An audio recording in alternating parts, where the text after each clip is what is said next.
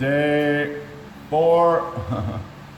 I just rough sanded all the butt joints and the corner beads. Very quick, 10 minutes, not even. And I rough sanded everything that I'm going to skim today. First thing we're going to do B.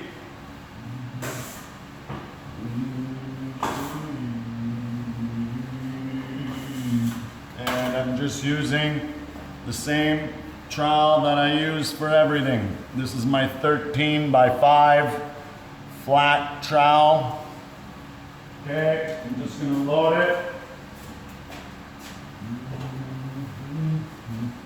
Again, I want to try to go right up to that flusher. All right? I want to bridge that gap.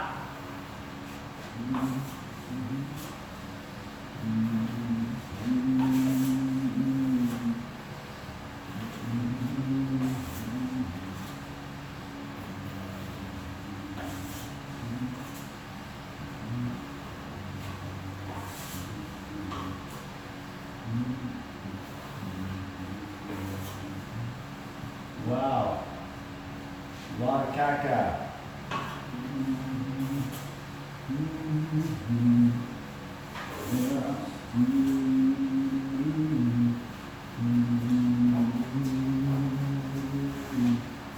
What you gonna do when they come for you?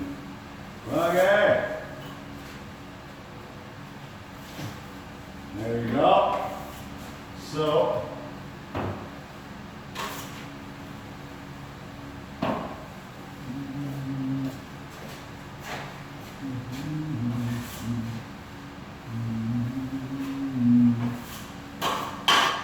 okay, so there you have it. I didn't wipe it yet, but I just wanted to tell you I went just about, a couple of inches. The flusher's 3 1/4. It's a 3-inch wide track. I use the 3-inch for my first coat for the angles, and then the 3-inch wide track, which is 3 1/4. I only use the 3 for the super taper.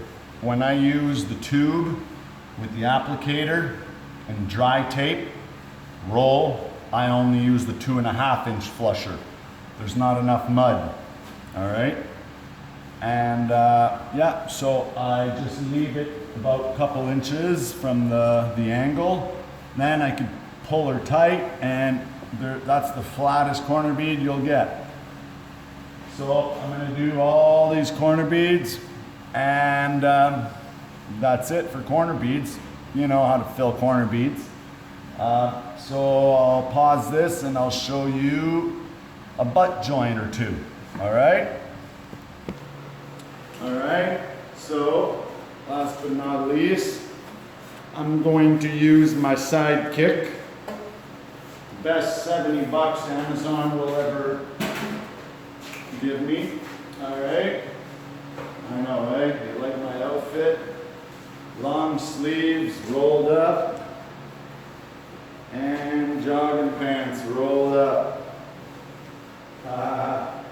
All right, so again, this button joint is honestly perfect. It's ready if I was to texture, all right? But I'm not.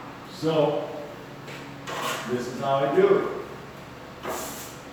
Again, this has had the 10 box split, the butt joint, and then the 12 box, and both of them were wide open. All right, the box was at 0. The 10, both sides, the 12 in the middle, okay? So now I'm just going to cover the whole thing, okay? Both sides. And I'm going a couple of inches past what's already there. And then square it off. I don't like to go past the flat. I like to stay a couple of inches lower. so I don't make a double edge. Okay, then I wipe my edges.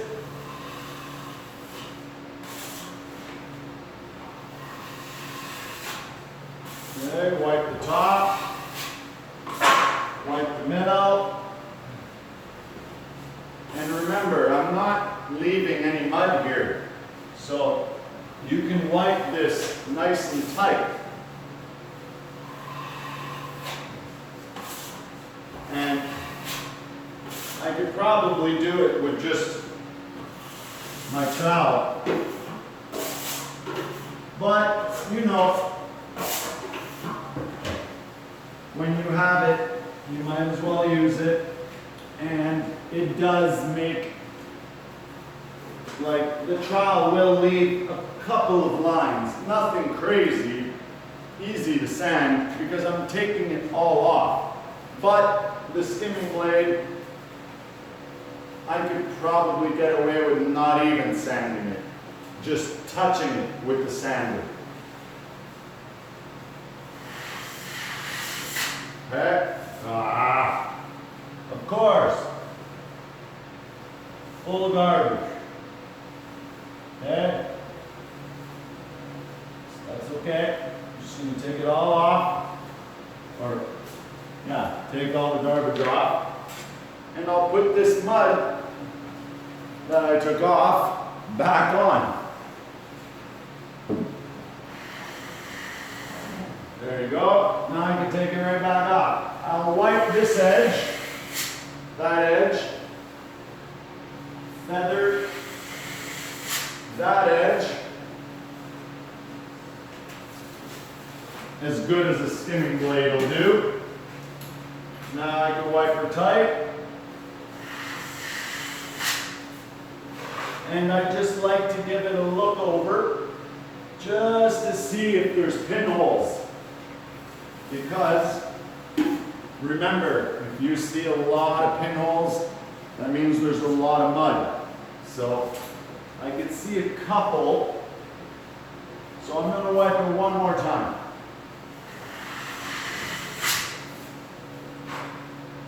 Now that is perfect. There's not one single pinhole, not one single line from the trowel. That, in the professional drywalling world, is what you call an easy sanding day. All right? So, let's see how much time we got left. Oh, we got a few minutes. So I'll show you the other one.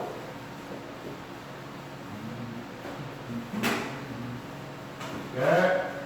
It's pretty much the same thing, but why not? Okay? So again, just a little bit wider.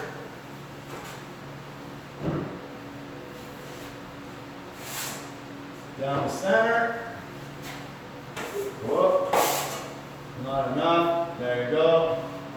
Square it up. Feather it.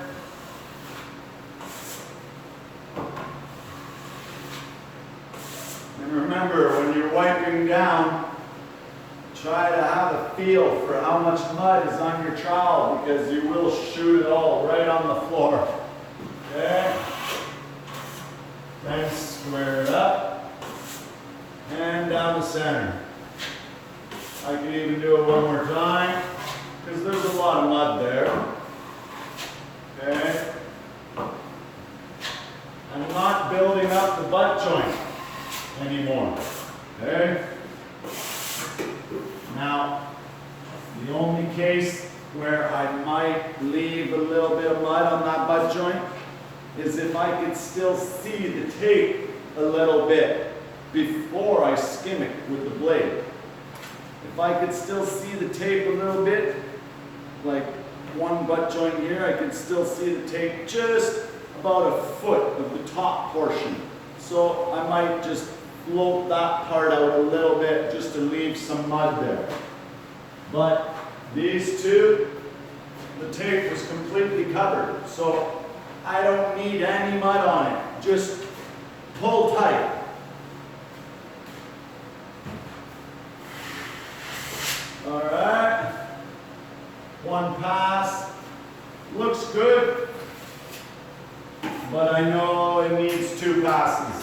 because I could still see lines and there's still lots of mud there.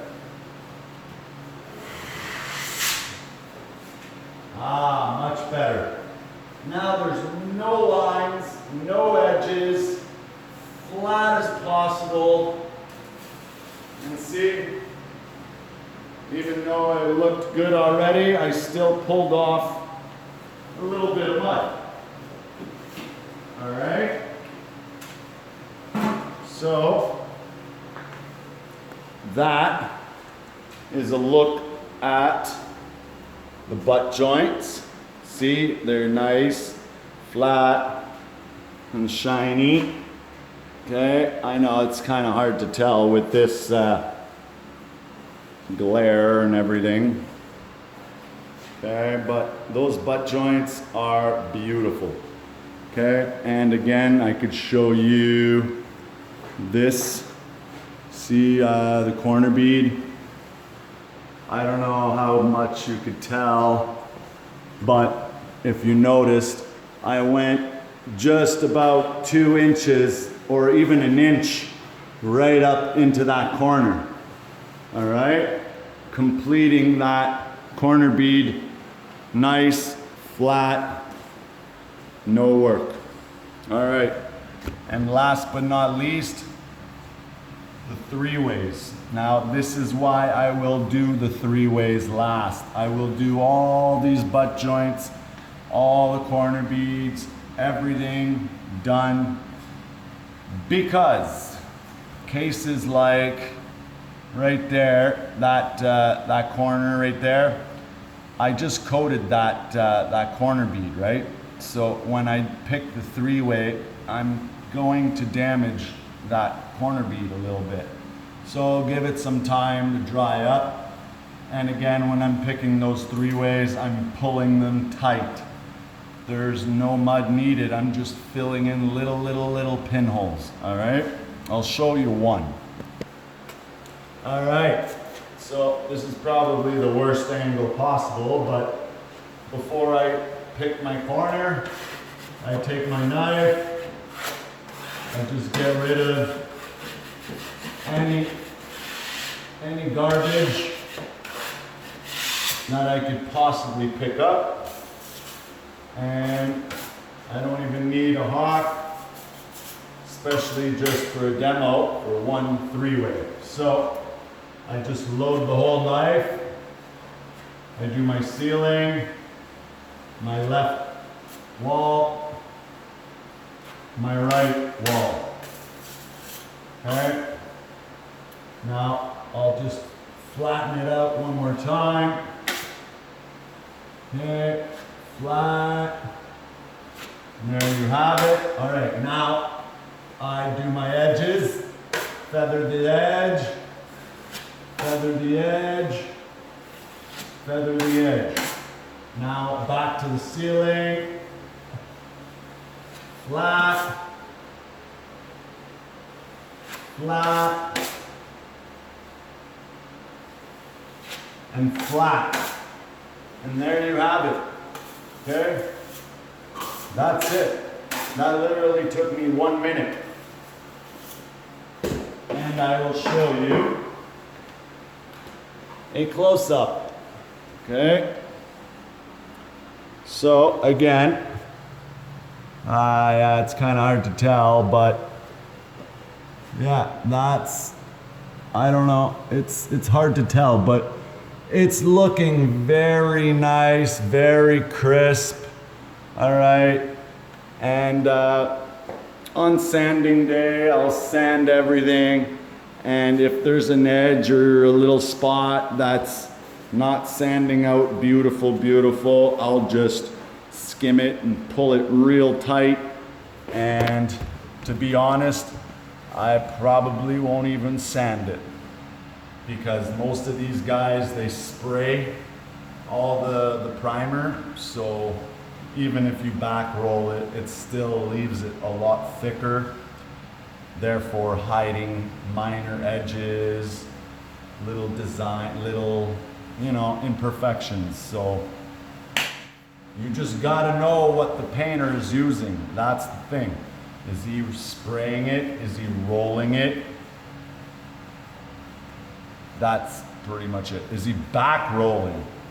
Okay, that's another big one, because when you back roll, it tends to, like, I could get away with doing touch-ups that day if he's spraying it and just leaving it, because if he back rolls it, all my mud's gonna come right off. But a lot of times I've had little details where I just skimmed it real quick, and 2 hours later he's spraying the whole basement or the whole job, and you would have never even been able to tell I didn't sand it or I just touched it up. All right, so get involved with your painter or your trim guy. You always got to know who's behind you doing the next job. Are they happy? Are they mad? Did you do this? Did you do that? Can you get away with this? Can you get away with that?